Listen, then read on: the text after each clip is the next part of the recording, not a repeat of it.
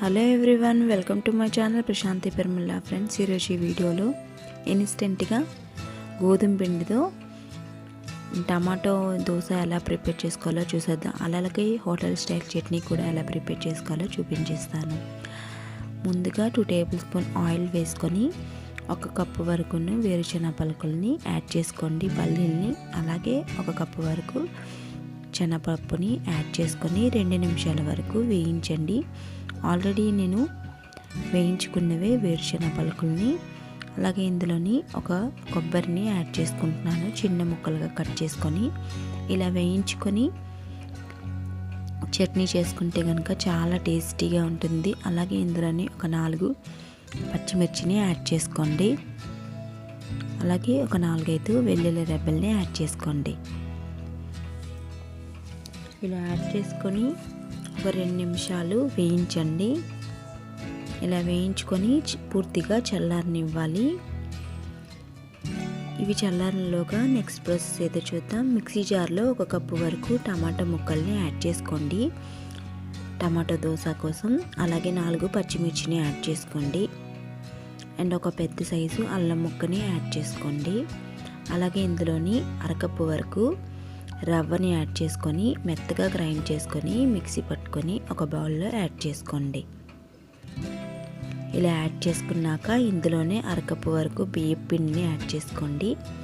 అలాగే 1/2 కప్పు గోధుమ పిండిని యాడ్ చేసుకోండి. ఇలా యాడ్ చేసుకొని తగినంత నీళ్లు పోసుకోండి. తగినంత వాటర్ వేసి విస్కర్తో పూర్తిగా అంతా కూడాను బాగా కలిసేలా బాగా మిక్స్ చేసుకొని ఇందులోనే కొద్దిగా కొత్తిమీర అలాగే 2 ఉల్లిపాయ ముక్కల్ని సన్నగా కట్ చేసుకొని వేసుకోండి. టేస్ట్ అనేది చాలా బాగుంటుంది. అలాగే టేస్ట్కి తగ్గ సాల్ట్ని యాడ్ చేసుకోండి. ఇలా యాడ్ చేసుకొని మళ్ళీ బాగా మిక్స్ చేసుకొని 15 నిమిషాల పాటు పక్కన పెట్టేయండి.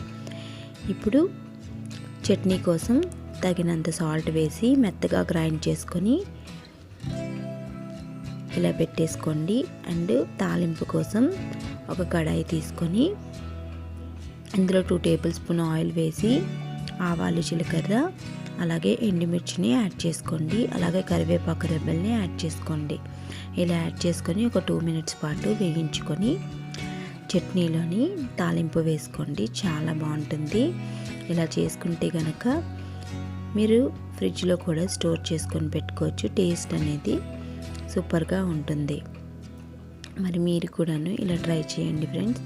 అండ్ మీ కామెంట్ని నాకు తెలియచేయండి. అలాగే దోశ కోసం ఒక ప్యాన్ తీసుకొని అది వేడయ్యాక 2 గరిటెలు వేసుకొని అండ్ ఆయిల్ని స్ప్రెడ్ చేసుకొని దోశలా వేసుకొని 2 వైపులా కాల్చుకోండి. అంతేనండి, ఇన్స్టెంట్గా ఇలాగా ప్రిపేర్ చేసుకోవచ్చు ఈజీగాను. టమాటా దోశ చాలా బాగుంటుంది, టేస్టీగా కూడా ఉంటుంది. మరి మీరు ఇలా ట్రై చేయండి ఫ్రెండ్స్. అండ్ ఈ వీడియో కనుక మీకు నచ్చినట్లయితే తప్పకుండా లైక్ చేయండి, షేర్ చేయండి. అలాగే ప్రశాంతి పెర్మల ఛానల్ని సబ్స్క్రైబ్ చేసుకోండి. So thank you for watching.